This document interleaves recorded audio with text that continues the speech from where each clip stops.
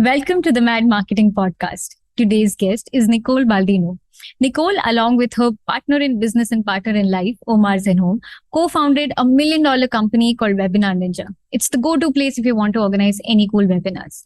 Now, what's interesting is Nicole did not have any prior experience or background in business at all. She was a teacher before starting this $1 million company. How has the journey been for her? How did she learn on the go? Is something that we will learn in this part.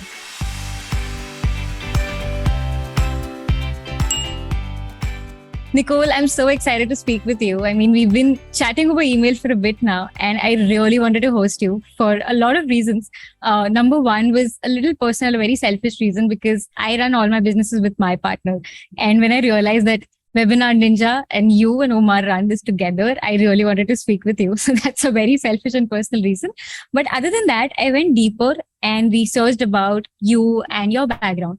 And I figured that you have no prior experience or background in business at all. Like, you were a teacher before this, and now you run a $1 million business, right? So my first question to you is, how did you learn about business on the go without having any prior background or experience? That's a really good question because I remember thinking when I teamed up with Omar and he had a lot more business experience and he seemed to know and understand the business world. I remember he was writing up some blogs for the website and he would ask me to read them. And I'm like, what is this? What's a blog? And we're talking like 2012. Like, that's how little I knew. And he would spend so much time crafting those blog posts and editing them and reviewing them. And I was like, what's the big deal? Just put it up there. You've already worked on it for X amount of time, not realizing, the amount of work that goes into crafting everything that you put out there and the importance of putting everything out there. So I really did start with not knowing anything. And the thing that I believe now that I'm passionate about is just-in-time learning. I basically learned whatever I needed to know in the time that I needed to apply it. And that's how, I'll give you an example. When we first started editing the podcast and I took over that role, I was just Googling how to edit a podcast, how to edit audio. And, it's just through that process of just learning what I needed to know at that time, getting better at it, producing something really bad at the start and just not being happy with it, but at least getting it out there. And so that's kind of, it's been a very slow and long process, but learning a lot still on the journey. Can I say you're an ardent student of the Google and YouTube University? Now, once I figured like, oh, okay, I can find anything on the internet. I can learn how to do anything. So I was like, okay, this is my friend. That's so nice. And Nicole, what I'm also curious about is, how Steve Jobs has this very famous anecdote where he learned calligraphy in his university and he later realized how it helped him actually, set up Apple and the design behind it. And how he says that you connect the dots only when you look backwards. Is it the same case with you? Like, having a background of a teacher, do you think that also helped you a lot in business directly, indirectly? 100%. And I took a while to learn and understand that lesson. I kind of wish I'd seen that quote from Steve Jobs because I'm sure it was, before I even launched into business. When I left teaching, I thought I was done with that. I thought I was done with that career. Now, my new future, my new endeavor in like filmmaking before I went, freelance videography, before I teamed up with Omar to start our businesses, I thought had nothing to do with my teaching skills. And boy, was I wrong, because I didn't realize at the time how much those skills that I took from teaching gave me a leg up when I wasn't even a very experienced videographer. So I wasn't like, I hadn't had a lot of experience, but when I was trying to get clients and I was able to communicate with them effectively, I would show up on time. I was professional. I was organized, because as a teacher, you have to have all of those skills. And that gave me repeat work. Like, my clients appreciated, like, I don't think they really realize, okay, I could probably get a more skilled and experienced videographer out there, but this person is easy to work with. And all of those skills I took from teaching. And I only realized that later on, that while I was negating my past, I was really using so much of it to lay the foundation of what I was doing as a videographer, and then later what we were doing with the $100 MBA and with Webinar Ninja, which is really founded on teaching, communicating, and all of those transferable skills that we got in education. Wow. So you can indeed only connect the dots looking backwards. Exactly. And what I'm also understanding, Nicole, is, and this is something that you've said in your previous interviews as well, that how much you emphasize on the importance of communication. And you said how teaching helped you a lot in acing that part of the soft skill. So I wanted to learn from you, if I can just put it very straight, what is that one communications tip that you want to give to our listeners? Don't expect that it's been understood, whatever it is that you've said the first time around. You know, there's a saying in teaching, you've got to say it 3 times before it's, understood or internalized. And whether that's referring to, the principal telling the staff, this is what we expect, they have to hear it 3 times before they actually action it. That understanding that the first time I say something, just because I've said it and it's heard, doesn't mean it's been internalized, doesn't mean it's been comprehended, doesn't mean it's been understood. So finding maybe different ways of saying and sharing the same information or the message, repeating yourself at different points, but, not, in a boring way, of course. But that is definitely one of the first tips that come to mind. Wow, that's so nice. Also, over communicating never really hurts. Right, exactly. Got it. And Nicole, I want to go back to the first question, because what I'm assuming is when you got into business and when it was a completely new avenue for you, and even within businesses, there's so many options, right? Like there's marketing, sales, operations, so many things. Was it overwhelming for you? And how did you figure eventually what part of the business you liked? Like, how did you figure that? It was really difficult for me to find my place because I didn't have that experience. I didn't know what parts of business I liked. I didn't know what parts of business I was good at or where I could lend the most value in our business. I learned a lot from Omar and his experience because he'd been, building businesses on the side for like 10 years before we started working together. So, I drew on a lot of that and the connections and the friends that we made. But initially for me, it just started with what do I know how to do? What skill do I have that we need right now? And so even at the very outset, when Omar came to me with the idea of the $100 MBA, he had this idea. He wanted to, build this, platform and online community and give people the foundations. He presented me with this idea. He was very clear about, this is what I think you can do, because I had just learned, film. I just learned videography. I was able to shoot, edit videos, put animations, titles, all of those things. And he saw that that would be a really great skill set that he didn't have. He would have the content, the curriculum. And so in the beginning, it was literally just, what can I do that we need to do right now to get things off the ground? So, once videos were done, he would handle the website and the launch sequence and all of those other things. And I would help out with those, those activities as well. When it came to the podcast, months and months later, I thought, well, I can transfer my video editing skill. How hard can audio editing be? It's got to be similar, right? It's probably a very similar skill. So then, I picked that up pretty quickly, as frustrating as it was in those early days, trying to find a video to show you how to edit audio. I still figured it out. And so in the early days, it was like, what do I know right now that we need to be able to do whatever we're trying to accomplish? But then over time, the business starts to grow, you start to hire people, and then you start to realize, oh, I need to manage people. I need to, demonstrate some leadership. I need to lead by example, all of those things. And so again, it's this thing of learning by doing and finding, where am I most comfortable and where can I give what I feel like I can lend the most value? In the earlier days, I'd say, of Webinar Ninja, more centered around the customer support team, setting those standards of customer service, much less on the side of, the engineering and the product development and that side of the business. Whereas, fast forward now, 8 years into the business, I feel like I've been able to step into other areas of the business and be across product, be across the marketing side, be across the customer service, all of those things. It's taken, though, 8 years to get there.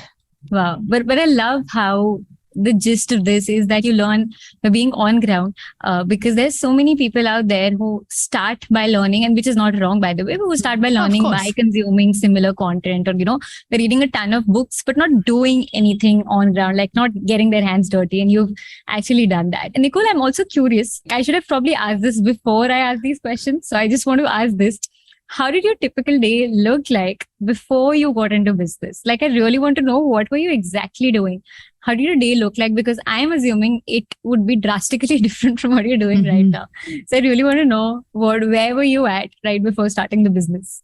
So this is in teaching days when I was still a teacher? Yeah.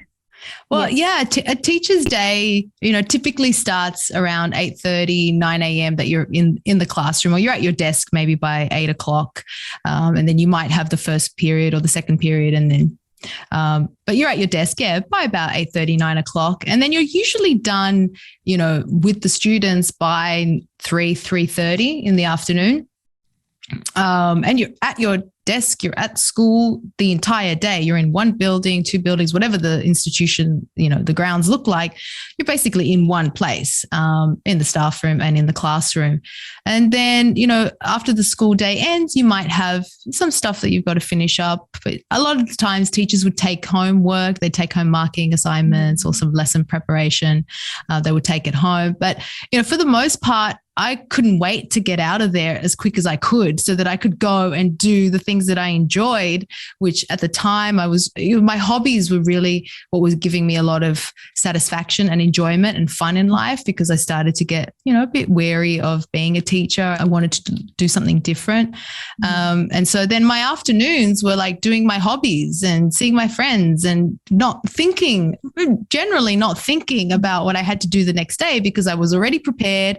I was already planned, and I knew what I was going to do the next day. So I shut my brain off from thinking about work, which of course you can probably relate is not what you do when you're an entrepreneur and when your business is yours. It's very hard to shut your brain off from the work that you do every day. Yeah. I think it speaks volumes about how much you didn't like what you were doing, because you would just want to step away from it. But I also think, Nicole, it, like how you spoke about learning on the go, I also think this is one of the other skills that you probably learned as a teacher, because a teacher is a lifetime learner, right? Like, you have to constantly stay updated with what the new course is, what these children are, and how they're growing and how the generation has changed. And I think that also made you a very good learner. I'm kind of worried sometimes when I talk about how I wanted to transition so desperately out of teaching, because I think it probably gives the impression that I wasn't happy in my job, and therefore some people might think maybe you weren't really good at your job. And so the concern there is that I should probably be a little bit more careful about correcting, is that I actually was good at my job. And I think this speaks to a bit of a bigger life philosophy of, have you heard people say how you do anything is how you do everything? Yeah. When I reflect on my time in teaching, yes, I wanted to do something different. Okay, I wasn't happy, but at the same time, I took pride in my work. You have such a responsibility, right? As a teacher, you're responsible for their learning outcomes. You're responsible for the targets and the scores of all the students in the schools and all of that. There's so much responsibility that, of course you're not going to survive in teaching if you do a bad job, I mean, maybe there's some people do, but not where I was working. So I just feel like, oh gosh, I need to kind of, make sure that I say that I did a good job, but my heart wasn't in it for the rest of my life. I just felt like there's something more that I want to do. I did feel restricted in teaching. I did feel like I needed something more creative. And I suppose you can relate as an entrepreneur when you have a lot more freedom to take control of your daily activities and the things that you produce. You kind of don't have that freedom as much as teaching can be creative. There's a lot of restrictions about, what you have to teach, the content you have to cover, the time that you got to get it done in. And so that side of it, I was like, no, I want to do something else. Did you at any point imagine at that time that you'll be running a business a few years from now? No, I had no idea. I really had no idea. And I think maybe it's a failing on my part not to, but once you're in a career You kind of make it work. Like I said, because it wasn't like I wasn't a disaster. So you just make it work and you think, okay, I'll get better. I'd never really put my mind to what can I do next? What do I want to do next? I just was, continuing on the same path, because I think a lot of people do, because it's too hard sometimes to think about, well, what else is out there? Yeah. I totally relate with this, even the part that if you're good at something, like if you're not horribly bad at something, you cannot really reject it. Like you were good at it and you'll be like, okay, maybe I'll be better. Maybe the surrounding is not good, etc., etc. Like there's so many things to put a blame to. I also wanted to ask, what was your age at around that time?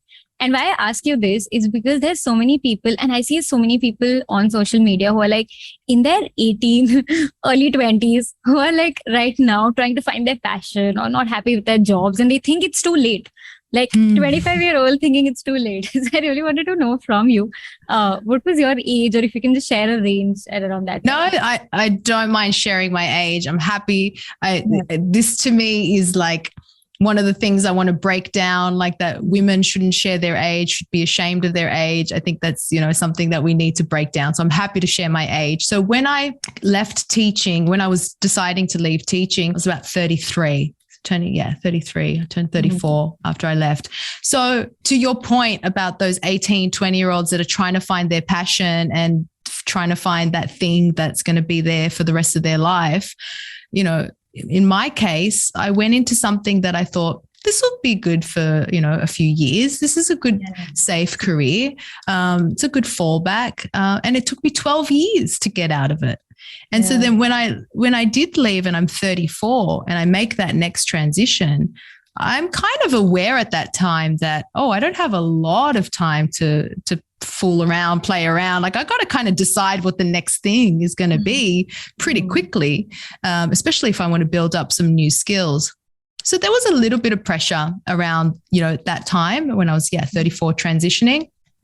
But I think through my experience of, having that reset, having a career transition, I've kind of let go of that pressure. Like I don't think it's too late to ever start something new, to change, to pivot, to, build upon the skills that you have. Wow. That's so nice, because I like how this conversation has come to full circle, because, and for a second, by the way, I worried maybe you were 25 and then this entire question would just be redundant. But you were in your 30s. Oh, thank you.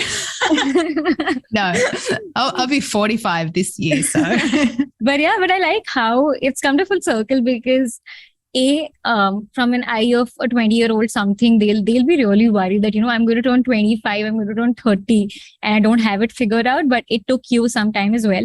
And B, even though it took you some time, that experience did not go into waste. Like it came into some use in some form or the other, which only on looking back, you can realize that it did not really go to waste. That's really nice. So this was part 1 of my conversation with Nicole Baldinu.